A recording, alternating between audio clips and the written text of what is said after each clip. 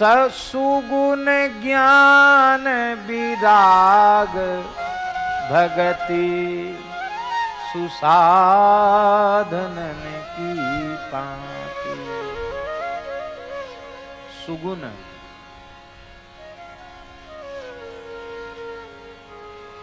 गुण तो गुण है, सुगुण क्या है? बहुत ध्यान से सुने। गुण शब्द का संस्कृत अर्थ है रस्सी। रस्सी को भी गुण कहते हैं। और रस्सी किस काम में आती है? बांधने के काम में आती है। गुण जितने हैं ना वो सब बांधने वाले हैं। ये बात जिसकी समझ में आ जाएगी वो बंधन से मुक्त हो जाएगी। देख लो प्रत्यक्ष। तोता में रट लेने का गुण है, मीठा बोलने का गुण है, तो पंजड़े में बंद है। कौआ तमाम मेरे कांव कांव करते डोलते, कोई उनको पिंजड़े में बंद नहीं करता। तोतों की अपेक्षा कौओं की संख्या ज्यादा है, उसमें गुण नहीं है, इसलिए वो मुक्त है। और तोता गुणवान है, इसलिए बंधन में है। गुण ही बंधन कारक है। यह रहस्य ज्ञान हो जाए तो मुक्त हो जाए। इसलिए निवृत्ति पथ के पथिक के लिए एकादश स्कंध में भगवान श्री कृष्ण ने उद्धव जी को कहा, बुधो बालकवत क्रीडेत बुधा सन्नपि। शास्त्रों का मर्मज्ञ विद्वान होता हुआ भी बालक के समान रहे। बालक जैसे बालको माने क्या होता है? मानवकः बालकः।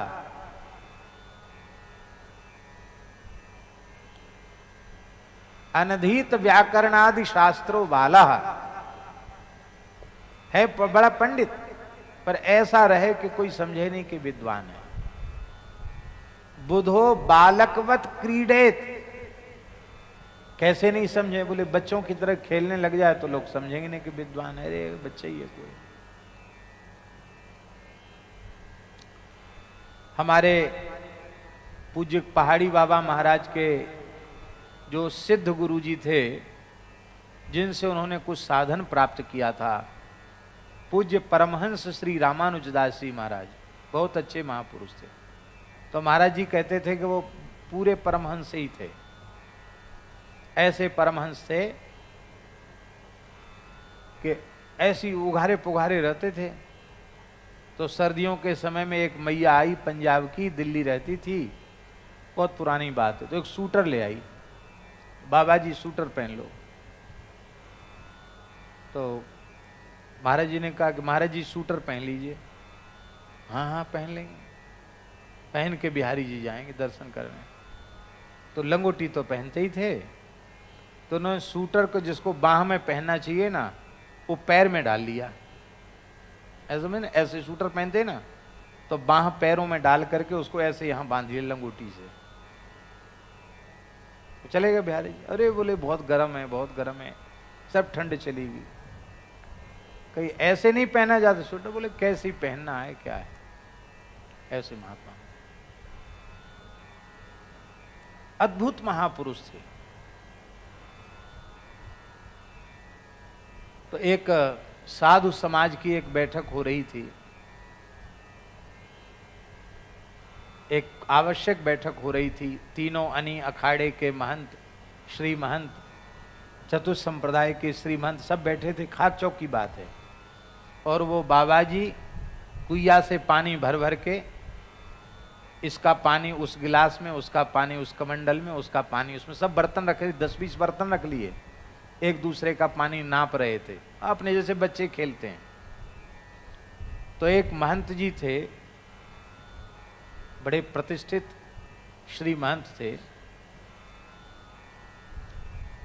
उन्होंने कहा, ए बाबा जी क्या कर रहा है?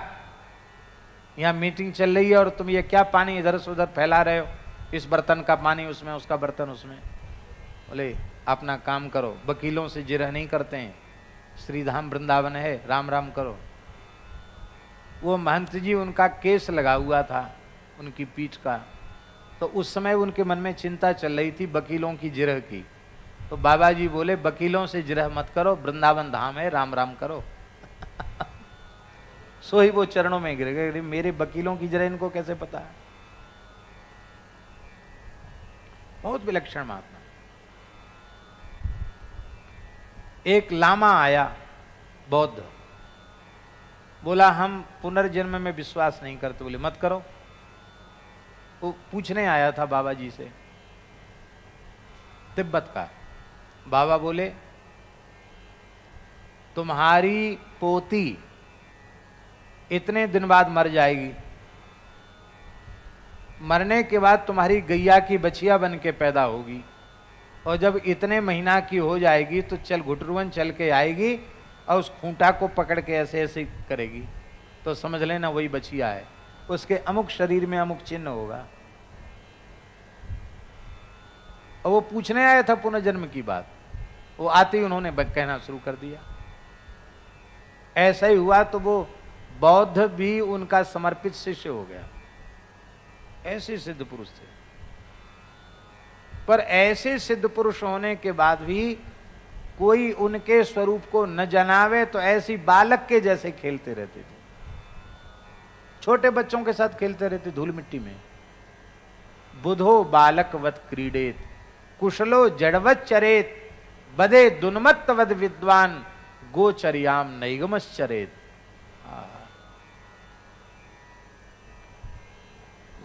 ये रहस्य सबकी समझ में नहीं आया। इतिहास में 4 महापुरुषों की समझ में आया ये रहस्य।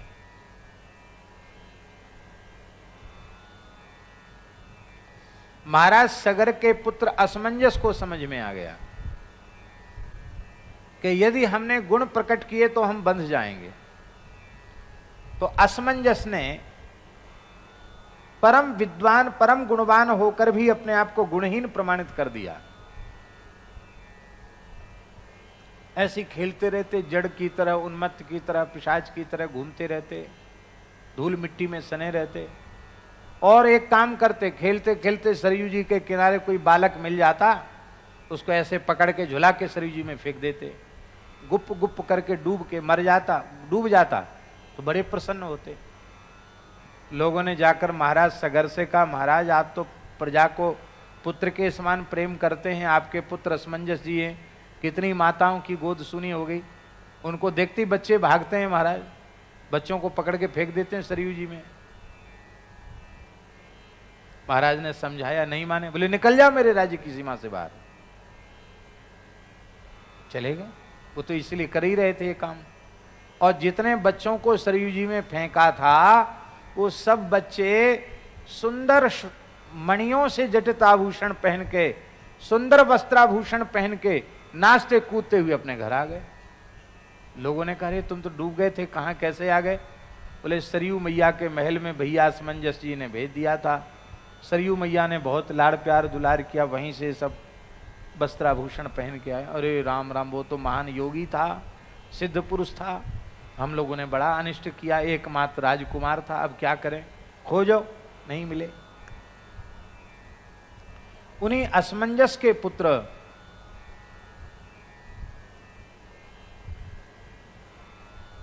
क्या नाम था असमंजस के पुत्र का? हैं? नहीं नहीं, कभी नहीं था। हैं? अंशुमान। अंशुमान था। दिनेश जी ने ठीक कहा, बिल्कुल। तो अंशुमान उनके पुत्र एक थे, इसलिए वही राजा बाद में बने, अंशुमान। दूसरे एक महापुरुष थे जिनको ये रहस्य समझ में आया। उन महापुरुष का नाम था उत्कल, ध्रुव जी के पुत्र उत्कल। उन्होंने भी ये विचार कर लिया कि मेरे पिताजी ने तो 5 वर्ष की आयु में 6 महीने की अल्प अवधि में भगवत साक्षात्कार प्राप्त कर लिया था, और मैं शास्त्रों को पढ़ लिखने के बाद फिर बंधन में पड़ जाऊंगा राज्य के भोगों, कोई ठीक नहीं है। वो जानबूझकर बाबरे से हो गए, पागल जैसे हो गए। प्रजा ने उनको ऐसे ही उपेक्षा कर दी और सब छोड़ के चले गए। और जिस क्षेत्र में रूपानंद बाबा जिस क्षेत्र में उन्होंने ब्रह्म भाव को प्राप्त किया, उनकी उस तपस्थली को उत्कल प्रदेश कहा गया, जिसको वर्तमान में उड़ीसा कहते हैं। उत्कल, उड़ीसा। ये ध्रुव जी के पुत्र उत्कल की तपस्थली है।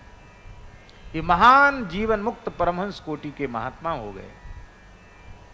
सतयुग में ये रहस्य उत्कल की समझ में आया, त्रेता के आरंभ में ये रहस्य असमंजस की समझ में आया, और महाराज जी जड़ भरत जी की समझ में ये रहस्य आया, और मार्कंडेय पुराण के अनुसार सुमति नाम के एक ऋषि पुत्र को ये रहस्य समझ में आया। सुमति भी ऐसा ही था, वो परम विद्वान होते हुए भी अपने सारे गुणों को उसने अपने में छिपा लिया था। उसके पिता बड़े दुखी रहते थे कि देखो युवा हो गया, इसके बाद भी ये कुछ नहीं करता है, ऐसे ही जड़ की तरह घूमता है। जवान हो गया, पढ़ाते पढ़ाते थक गए। 24 अक्षर के गायत्री को 24 वर्ष की आयु तक में भी इसने कंठस्थ करके नहीं सुनाया। ब्राह्मण कुल में पैदा हो गया। अरे राम राम, क्या करें, बहुत दुखी थे। पिताजी मृत्युशैया पर पड़े थे, इस मूर्ख का क्या होगा। उसको दया आ गई, देखा पिताजी हमारे मोह के कारण मरेंगे तो इनकी दुर्गति होगी, तो इनको उपदेश करूं। निकट में आए। पिताजी समझते थे तो गूंगा बहरा ऐसा ही है, पर पिताजी के पास आकर के कहा कि देखो आपका पवित्र ब्राह्मण कुल में जन्म हुआ है, आप वेदों के पारंग विद्वान हो, आप ब्रह्मर्षि हो, ऋषि हो, फिर भी आप संसार की मोह ममता का त्याग नहीं कर पाए। आप नरक की ओर क्यों जाना चाहते हैं? मोह तो नरके गति ही, मोह के कारण नरक में जाना पड़ेगा। पिताजी को बड़ी प्रसन्नता हुई। बोले बेटा हम तो सोचते थे तुम मूर्ख हो, तुम तो विद्वानों जैसी बात कर रहे हो। बोले क्या करें, हम जानते थे कि दया से बंध जाएंगे, लेकिन फिर भी अब कुछ तो संबंध इस शरीर का आपसे है ही, इसलिए हमको दयावश कहना पड़ रहा है, करुणावश बोलना पड़ रहा है। मैं अनेक सैकड़ों जन्मों की मुझे स्मृति है, उस सुमति ने कहा, पर मैंने एक अनुभव किया है कि प्रत्येक जन्म में किसी न किसी गुण के कारण मुझे बंधन प्राप्त हुआ। इसलिए संपूर्ण ब्रह्म विद्या, वेदों का ज्ञान मेरे अंतःकरण को उद्भासित कर रहा है, लेकिन मैं समझ चुका हूं कि गुण ही बंधन का मूल है। अब मैं तो परमहंस की तरह उन्मुक्त भाव से विचरूंगा। अब तुम्हारी जहां इच्छा हो वहां तुम जो करो। बस मेरी प्रार्थना तो यह है कि मोह ममता से शून्य होकर तुम अपने स्वरूप में स्थित होकर असंग होकर विचरो। और फिर पिता पुत्र का बड़ा संवाद हुआ। अंत में पिता भी सब कुछ त्याग कर जंगल में चले गए। गुण बंधन कारक, सभी गुण बंधन कारक है। ये गुण भी, ये गुण भी, कोई नहीं बांधेगा। गुण नहीं होगा तो कोई नहीं बांधेगा। अरे ब्राह्मणों को ये जो कलावा बांधते हैं, ये न बद्धो बलि राजा के व्रते ने दीक्षा मापनोति दीक्षे आपनोति दक्षिणाम दक्षिणा श्रद्धा मापनोति श्रद्धया सत्य माप्यते। वो पढ़े लिखे न हो, कर्मकांड करना न जाने तो काहे को बंधेंगे? बंधेंगे कि महीना भर के लिए बंध गए, 2 महीना के लिए बंध गए, काहे को बंधेंगे? गुण ही बंधन का मूल है।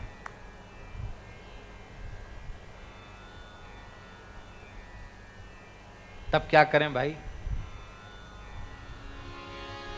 अब हम इन महापुरुषों की नकल तो कर नहीं सकते। कर सकते हैं क्या? नहीं कर सकते हैं। नकल तो नकल रहेगी। तब क्या करें? गुण तुम्हार समुझहि निज दोषा। गुण हमारे नहीं है, गुण भगवान के हैं, और भगवान के गुण भगवान की सेवा के लिए हैं। ऐसा मानकर भगवान के चरणों में निवेदित कर दें, वो गुण बंधन कारक नहीं रहेंगे, क्योंकि वो उपासना की सामग्री बनकर भक्ति का साधन बन जाएंगे। अब ये गुण है, लेकिन इससे ठाकुर जी का गुणगान करो तो ये मोक्ष कारक है। ये बंधन है, पर इससे भगवान की चर्चा की जाए तो कथा कहें अरु अर्थ विचारे। इस देश के महान संत रैदास जी कह रहे हैं, कथा करें अरु अर्थ विचारे, आप तरें औरन को तारें। कह रैदास मिले हरिदासा, जन्म जन्म की पूरी आशा।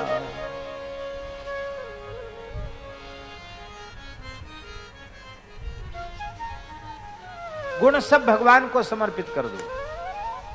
भगवान के गुण हैं, भगवान की सेवा के लिए हैं, ऐसा हृदय से स्वीकार कर लोगे तो चाहे जितने बड़े विद्वान हो जाओ, चाहे जितने बड़े गुणवान हो जाओ, आपको उसका अहंकार छुएगा भी नहीं। अपने मान लोगे तो अहंकार होगा, और अहंकार होंगे तो सारे दोष आ जाएंगे, और वह गुण ही पतन का कारण बन जाएगा। बिल्व मंगल जी अग्निहोत्री ब्राह्मण थे, शास्त्रों के मर्मज्ञ विद्वान थे, वैदिक अग्निहोत्री की दीक्षा लिए हुए थे, सारे शुभ लक्षणों से युक्त थे, पर गाना बजाना बहुत अच्छा जानते थे। जंगल में समिधा लेने गए थे, वहां चिंतामणि वेश्या के आवास पर, वो वेश्या की कन्या थी, चिंतामणि बहुत रूपवती थी, बड़ा सुंदर संगीत हो रहा था, बीणा मुर्ज मृदंग आदि वाद्य बज रहे थे, वो नाच रही थी। संगीत के आकर्षण में वहां चले गए और मन में सोचने लगे, ये जितना सुंदर इसका रूप है, जितना बढ़िया ये गा रही है, उतना बढ़िया पखावज वाला संगत नहीं कर रहा है। तो हम बजाएं, हम सेवा करें थोड़ी। ऐसा होता कि नहीं होता? उत्साह होता कि हम बजाएं।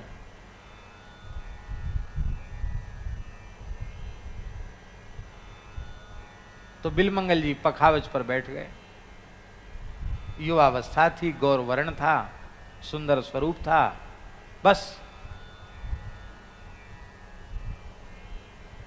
चिंतामणि में आसक्त हो गए। तो गुण ही बंधन कारक बन गया कि नहीं? और वही गुण जब श्री कृष्ण सेवा में समर्पित हो गया तो नाभा जी कह रहे हैं, चिंतामणि संग पाए के ब्रज बधू केली बरनी अनूप, कृष्ण कृपा को पर प्रगट, बिल्व मंगल मंगल स्वरूप। सभी गुण बंधन कारक हैं और दोष, इसलिए प्रहलाद जी ने कहा, यस्यास्ति भक्तिर् भगवत्य किंचना, शरवैर्गुणैस्तत्र समासते सुरा, हराव भक्तस्य कुतो महद्गुणा, मनोरथेना सति धावतो वै, हरऊ अभक्तस्य कुतो महद्गुणा। जिसकी भगवान के चरणों में भक्ति नहीं है, उसमें महान गुण आ ही कहां से सकते हैं? कि नहीं आ सकते उसमें महान गुण। भगवान की भक्ति से शून्य जो व्यक्ति है, उसके गुण ही उसके लिए दोष बन जाएंगे, और भगवान के जो सन्मुख है उसमें कथनचित कोई दोष भी है तो दोष भी दोष नहीं रह जाएगा, दोष भी गुण बन जाएगा, क्योंकि उस दोष का संबंध भी वो संसार से न करके भगवान से कर देगा, भगवान से जोड़ देगा, दोष भी गुण बन जाएगा। बात सबके गले उतरने वाली नहीं, पर है ऐसी। अच्छा एक बात बताओ, चोरी करना गुण है कि दोष? बोलो, आप ही बताओ।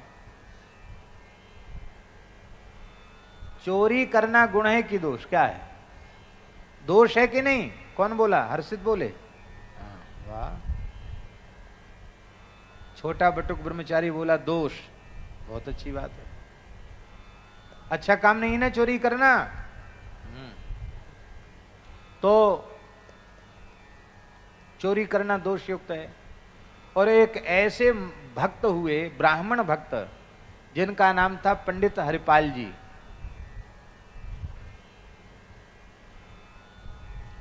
हरिपाल जी, उन्होंने निश्चय किया था कि नित्य बड़े श्रीमंत थे, कमजोर घर के नहीं थे, बहुत धनाढ्य थे हरिपाल जी। तो एक विप्र कन्या भी बहुत श्रीमंत परिवार की थी, शुभ लक्षण से युक्त थी। उस विप्र कन्या ने निश्चय किया था कि जो वर कम से कम 1,000 साधु ब्राह्मणों को नित्य जिमाने का भाव रखेगा, मैं उसी के साथ विवाह करूंगा। तो ये विवाह नहीं करना चाहते थे, उन्होंने कहा ऐसी कन्या से तो हम जरूर विवाह करेंगे। विवाह हो गया, दोनों एक जैसे थे, खूब सेवा करने लगे। अब खूब गौ सेवा, ब्राह्मणों की सेवा, संतों की सेवा होने लगी। अब सेवा में इतने व्यस्त हो गए हरपाल जी कि कमाने को तो फुर्सत नहीं और खर्च करें, कोई कमावे बिल्कुल नहीं, और खर्च करने लग जाए तो कुबेर का खजाना भी खाली हो जाएगा। धीरे धीरे सब धन खत्म हो गया उनका, सेवा बंद नहीं की। तब लोगों से अपनी जमीन बेच बेच करके सेवा करने लगे। जब जमीन भी नहीं रह गई तो लोगों से उधार मांग लेते। लोग सोचते हो सकता कहीं गाड़ के रखा होगा, पुराने रईस हैं, अभी अनुकूल समय मिलेगा तो दे ही देंगे, बड़े आदमी, खानदानी आदमी हैं। धीरे धीरे उधार मिलना भी बंद हो गया। क्यों? जिससे ले लेते थे उसको वापस नहीं देते थे। आप किसी से ले लो और देने का नाम न लो तो देने वाला भी फिर कभी नहीं देगा आपको। तब आप क्या करते? सेवा फिर भी बंद नहीं की। रात्रि में, दिन में चले जाते जंगल में, राहजनी कर लेते, लूट लेते। पर लूटते उसी व्यक्ति को जिसको देखते कि धनवान तो बहुत है पर इसका धन अच्छे काम में खर्च नहीं होता। उसको पकड़ लेते और उससे छीन झपट लेते और उसकी वस्तु को सेवा में लगा देते। एक वैश्य के घर में घुस गए हरपाल जी, तो वहां से सोना चांदी नहीं लेते थे, आटा दाल चावल पहला उनकी प्राथमिकता रहती थी राशन की। तो घर में से आटा दाल चावल घी बूरा सब रख लिया। तो उस वैश्य की लड़की जग गई। उसने अपने पिताजी से कहा, पिताजी घर में कोई चोर है। तो पिताजी ने उसके मुंह पे हाथ धर कर, रे बोलो मत, सो जाओ। हम तो कुंडी खोल के इसलिए सोते हैं कि कभी हरिपाल जैसे महान संत के चरण हमारे घर पे पड़ जाएं, हमारे घर का अन्न धन साधु सेवा में लग जाए, हरि भक्तों की सेवा में लग जाए। हम तो इसीलिए उनको ले जाने दो, जो कुछ ले जा रहे हैं ले जाने दो। उनके कान में पड़ गया तो अपने गांठ का पिछोरा भी वहीं छोड़ के चले आए। ऐसे थे, विमुख के यहां से लेते थे, उसमें भी इसलिए कि इसका भी धन अच्छे काम में लगे, इसका कल्याण हो जाए। एक दिन साधुओं की बड़ी जमात आ गई। घर में कुछ नहीं था। ब्राह्मणी ने कहा कुछ नहीं है। बोले तो कुछ तो व्यवस्था करो। क्या है? तो मात्र चिन्ह थे सौभाग्य के, उनको उतार के दे दिया। इससे कुछ बाल भोग की व्यवस्था करो। राजभोग की व्यवस्था करते हैं। चले गए लठ लेके, मार्ग में खड़े हो गए। साक्षात द्वारिकाधीश भगवान श्री कृष्ण सेठ का वेश बनाकर जाने को तैयार हो रहे थे। रुक्मिणी जी ने कहा, प्रभु कहाँ जा रहे हैं? बोले ये तो गलत आदत है तुम्हारी, जाते समय टोकना नहीं चाहिए, कहाँ जा रहे हैं? ले वसगुन कर दिया। अरे आप तो बड़े नाराज हो गए, कहाँ जा रहे हैं? फिर भी पूछ लिया तो आप तो बता दीजिए। तो बोले देखो मैं एक संत का दर्शन करने जा रहा हूँ इस वेश में। बोले हाँ। रुक्मिणी जी बोले यही तो बात है, अच्छा हुआ हमने आपको टोक दिया। आप अकेले ही चले जाते हो संतों का दर्शन करने, हमको तो ले नहीं जाते हो, हम भी चलेंगे। बोले देखो तुम साक्षात भगवती महालक्ष्मी हो, हमारे संतों की लीला बड़ी अटपटी होती, तुम पहचान नहीं पाओगी संत को, तुम नाराज हो जाओगी। बोले नहीं नहीं हम क्यों नाराज होंगे, आप जिनका दर्शन करने जा रहे हैं मैं तो उनका दर्शन करना चाहूंगी ही, तो चलो। नहीं मानती हो तो चलो। हरपाल जी वहां खड़े थे और द्वारकाधीश भगवान और रुक्मिणी जी सेठ सेठानी के वेश में खूब हीरे जवाहरात से जड़ा हुआ गहना सोना पहन के पगड़ी बांधे हुए और एक झोली में कुछ माल पानी लिए हुए ठाकुर जी चल रहे थे। रुक्मिणी जी इतना आभूषण कर पहनी थी कि छम छम छम ऐसे चल रही थी। और ये अपने खूब विशाल काय थे हरपाल जी, पहलवान जैसा शरीर था। अपनी ठोड़ी को लठ पर टिका कर सोच रहे थे कि प्रभु इतने साधु भूखे हैं, क्या होगा, कैसे होगा। तब तक आवाज सुनाई पड़ी, नेत्र खोले उन्होंने, देखा बड़े मालदार हैं। जय श्री कृष्ण, जय सिया राम। तो भगवान यदि जय श्री कृष्ण कर देते तो वो नहीं लूटते उनको, क्यों, तो भक्त हैं। इतना सुनते ही ठाकुर जी एकदम चिढ़ गए, आग बबूला हो गए। अरे बोले, हम सब जानते हैं तुम्हारे जैसे साधुओं ने, तिलक लगाने वालों ने देश को बर्बाद कर दिया। दिन भर भजन करते हो, रात में चोरी करते हो, हम सब पता है। भगवान तो ठीक कह रहे थे, पर उन्होंने यही समझा कि ये तो इतना दुष्ट है कि तिलक देखकर, राम नाम सुन के इसको इतनी चिढ़ हो गई। बोले सेठ जी, आपको हमारी बात से पीड़ा पहुंची हो तो आप माफ करना, हम आपकी क्या सेवा कर सकते। हाँ ये बात ठीक है, काम की बात बताइए, अब ठीक है। ये हरपाल जी का चरित्र इतनी अच्छी लीला है, इसकी बहुत सुंदर लीला दिखाई जा सकती है। और इस लीला को पिताजी चाहें तो बहुत बढ़िया ढंग से लिख सकते हैं, बड़ी प्रेरणादायी लीला है। तो महाराज हरपाल जी ने कहा कि हम आपकी क्या सेवा कर सकते हैं। हाँ अब काम की बात बताई। देखो हमको अमुक शहर तक जाना है, बीच में जंगल है, और यहां हमने सुना है कि हरपाल नाम का एक बड़ा बलिष्ठ व्यक्ति है, जिसकी वेशभूषा तो भगत के जैसी है, पर वो राहजनी कर लेता है, लूट लेता है रास्ते में लोगों को। हमको उससे बहुत डर है, तो हमारे पास कुछ बहुत बहुमूल्य सामग्री है, संपत्ति है, हमको वहां तक पहुंचा दो। बोले हाँ पहुंचा तो देंगे,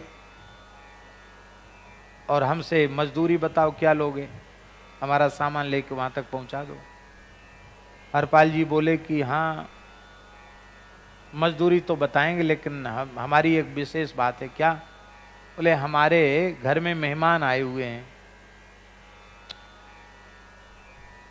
उनकी सेवा में कुछ आवश्यकता है, तो हमारी मजदूरी पहले दे दो हमको, हमारे घर में जरूरत है। तो भगवान ने तुरंत 5 मोहर सोने की दे दी, और उनके लिए क्या कठिन था, बड़े खुश हुए। बहुत मालदार है, उदार भी है, पर दान पुण्य के नाम पे नहीं दे सकता। तुरंत उन्होंने कहा कि चलो ठीक है। व्यवस्था घर में हुई और आगे वो बढ़े। ठाकुर जी बोले कि पीछे पीछे हम चलेंगे, तुम आगे आगे चलना। क्यों? अब पीछे मुड़ के मत देखना, हम अपनी सेठानी के साथ क्या बात करते हैं, आप भगत आदमी हो, क्या सुनने की जरूरत है। बोले बिल्कुल ठीक है। आगे आगे ठाकुर जी, हरपाल जी पीछे पीछे ठाकुर जी। ठाकुर जी इसलिए पीछे पीछे चल रहे थे कि हरपाल भक्त अकिंचन भक्त हैं, निरपेक्षम मुनिम शांतम निर्वैरम समदर्शनम अनुब्रजाम्य हम नित्यम पूये ये त्यंग्री रेणु भी। ये सारे लक्षण इनमें घटित हो रहे हैं, इनकी चरण रस से मैं पवित्र हो जाऊं, इसलिए भगवान पीछे पीछे रज लेते हुए चल रहे। और बीच बीच में रुक्मिणी जी से कहते कि देखो वहाँ का खजाना भर गया है, अब वहाँ एक नया खजाना स्थापित करना है, वहाँ के व्यापार में इतने करोड़ों का फायदा हुआ, वहाँ से इतने लाख का फायदा हुआ। तो रुक्मिणी जी कहते हैं कुछ दान पुण्य भी तो। अरे बोले सबसे भारी मूर्खता का काम है दान पुण्य करना, बिल्कुल नहीं करना चाहिए। साधु ब्राह्मण गौ इनकी सेवा में तो फूटी कौड़ी भी खर्च नहीं करना चाहिए, ये सब निकम्मा बनाया है दान पुण्य करने वालों ने, ऐसा बोलते। और वो सब कान से सुनते, और बड़े इतने मालदार होकर भी ये सेवा के नाम पे तो बहुत चिढ़ने वाले लोग हैं। जैसे घोर जंगल आया, श्री हरपाल जी ने अपना साफा खोल दिया, बिछा दिया, बड़ी जोर से लठ पटका, एक खबरदार एक पैर आगे बढ़ाया तो जितना शरीर पर देखो, तुम्हारा धनमाल तो हमारे पास पहले से है, ये रखी पोटली, इसको तो तुम छू नहीं सकते। अब तुम्हारे शरीर पर जितना आभूषण है सब उतार के रख दो इस पर। अब भगवान नीचे से ऊपर तक ऐसे ऐसे कांपे, थर थर थर थर कांपे। रुक्मिणी जी सोचें कि हिरण्यकशिपु हिरण्याक्ष के सामने तो थर थर कांपे नहीं, रावण कुंभकर्ण के सामने भी थर थर कांपे नहीं, कंस शिशुपाल दंतवक्त्र इनके सामने तो थर थर कांपे नहीं। इनको हो क्या गया? इतनी कमजोरी इनमें कहां से आ गई कि ये एक भगत को देख के थर थर कांप रहे हैं, रो रहे हैं ठाकुर जी, अरे भगत माफ करो, ऐसा मत करो, मत लूटो हमको। सुनता है कि नहीं? ठाकुर जी ने तुरंत बोले, हमारे प्राण जाने तो छोने तो कोई बात नहीं, हमारे धन की कमी नहीं, प्राण तो हमारे बचने दो। उतार के सब रख दिया। रुक्मिणी जी भी कांप रही थी, ये क्या हुआ? वो नहीं समझ रही थी यही भगत हैं। क्या देख रही है? रख सब आभूषण। मैं स्त्री का स्पर्श नहीं कर सकता, मैं भक्त हूं, रख। रुक्मिणी जी घबराई, क्या करूं? भगवान ने कहा जल्दी करो देवी, मार डालेगा, छुएगा तो नहीं, एक एक लठ में ही काम तमाम कर देगा। रुक्मिणी जी ने भी सब आभूषण रख दिए, नाक के, कान के, गले के, पैर के, कमर के, सब। अंगुली में अंगूठी भी, एक कन्नी अंगुली में एक अंगूठी रह गई। ये कैसे रह गई? बोले ये थोड़ी कठोर है, निकलती नहीं है। बोले देखो हमें अपना नियम तोड़ना पड़ेगा, हम उंगली मरोड़ करके तोड़ करके भी अंगूठी निकाल लेंगे। क्यों? पता नहीं इस अंगूठी से कितने संतों की सेवा होगी। तो जैसे ही अंगूठी बलपूर्वक निकालना चाहते थे, तब तक ठाकुर जी चतुर्भुज रूप में प्रकट हो गए। द्वारिकाधीश की जय। रुक्मिणी जी शाप देना चाहती थी, पर भगवान को चतुर्भुज रूप में देखती रुक्मिणी जी अपने रूप में आ गई। भगत राज रोने लगे, चरणों में साष्टांग पड़ गए, बोले प्रभु मैं कैसा आपका भक्त, आपके साथ मैंने ऐसा दुर्व्यवहार किया, मेरे अपराध को क्षमा करो। ठाकुर जी ने कहा हमने बहुत लूटा ब्रजलीला में, पर आज हमारा मन हुआ कि हम भी लुटेंगे, तो आज तुम्हारे जैसे भक्त के हाथ लुट करके हम धन्य हो गए। और देखो ये संपत्ति अब तुम्हारे घर में अक्षय होकर के रहेगी। चाहे जितनी गौओं की, ब्राह्मणों की, संतों की सेवा करो, चाहे जितना खर्च करो, अब तुम्हारे यहां धन का अभाव नहीं होगा। जाओ, ये हमारा दिया हुआ है, ये बंधन कारक नहीं है। हरपाल जी रोने लगे, धन को ले जाऊं, लक्ष्मी को ले जाऊं, लक्ष्मीपति को छोड़ जाऊं, ये ठीक नहीं। फिर यहां से मैं धन लेके जाऊंगा तो मेरी ब्राह्मणी पूछेगी कि महाराज इतना धन कहां से मिला? तो मैं झूठ तो बोलता नहीं, सब बात सच्ची बताऊंगा। तो वो रोवेगी कि सेवा तो मैं भी करती थी, मुझे भगवान ने दर्शन क्यों नहीं दिया? फिर संतों को पता चलेगा तो संत भी दुखी होंगे, इसलिए मेरी प्रार्थना तो ये है कि आप मेरे घर पधारो। बोले हाँ हाँ चलो। गोद में कृष्ण रुक्मिणी को लेकर हरपाल जी पधारे हैं, और ये कलिकाल की घटना है। सबको प्रत्यक्ष दर्शन हुआ, संतों को दर्शन हुआ, गृहिणी को दर्शन हुआ, पूरे नगर वासियों को भगवान का प्रत्यक्ष दर्शन हो गया।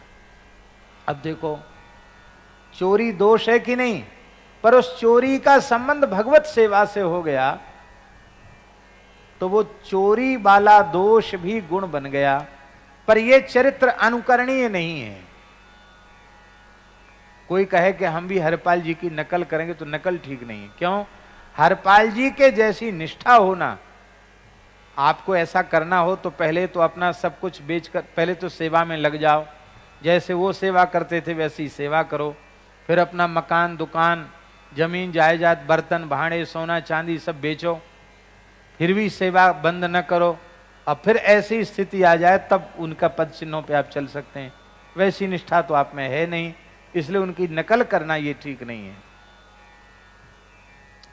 तो ये है गुण दोष हैं यदि भगवान से नहीं जुड़े, और दोष भी दोष नहीं है यदि भगवान से जुड़ गए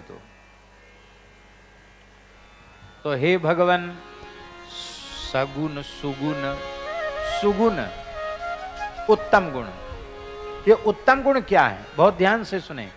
जो गुण भगवान से संबद्ध हैं वो उत्तम गुण हैं, और जो गुण शरीर संसार से संबद्ध हैं वो गुण होने पर भी अधम गुण हैं।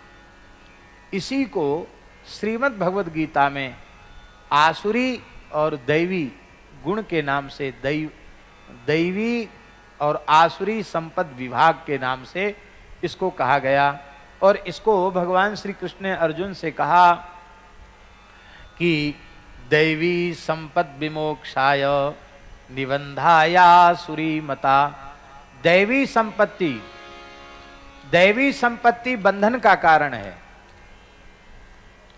दैवी संपत्ति बंधन का कारण है, और आसुरी संपत्ति मोक्ष का कारण है।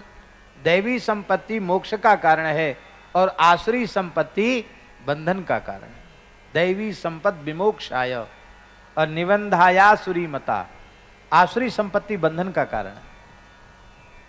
और तुम शोक मत करो, क्योंकि तुम दैवी संपत्ति में उत्पन्न हुए हो। पांडवों के जितने गुण हैं वो सब भगवान की सेवा में समर्पित हैं। इसी को कहते हैं दैवी संपत्ति। तो हे प्रभु, कब मैं उस दिव्य दैवी संपत्ति से युक्त हो जाऊंगा? क्योंकि उस दैवी संपत्ति से जो युक्त हो जाता है, ऐसे दिव्य सद्गुणों से युक्त हो जाता है, वो आपकी कृपा का विशेष भाजन बन जाता है। इसलिए सुगुण, और उस सुगुण का परिणाम क्या होगा कि ज्ञान विराग भगति, अपने आप ज्ञान प्राप्त हो जाएगा, अपने आप शरीर संसार से वैराग्य हो जाएगा, और आपके चरणों में अविरल निष्काम प्रेम हो जाएगा। सुगुण ज्ञान विराग भगति सुसाधनन की पाती। ये सब उत्तम साधन हैं। इन साधनों की पंक्ति अपने आप आ जाएगी। आप ऐसी कृपा हमारे ऊपर कीजिए। और इन साधनों की संपत्ति को देख करके, दैवी संपत्ति के सद्गुणों को देख करके, ज्ञान को, वैराग्य को, भक्ति को देख करके कलयुग अपनी फौज के समेत व्याकुल होकर भाग जाएगा। फिर कलयुग रहेगा नहीं, ठहरेगा नहीं। सारे पाप चले जाएंगे, सारे दोष दुर्गुण चले जाएंगे। भजे विकल बिलोक कलि अघ अवगुणन की थाती।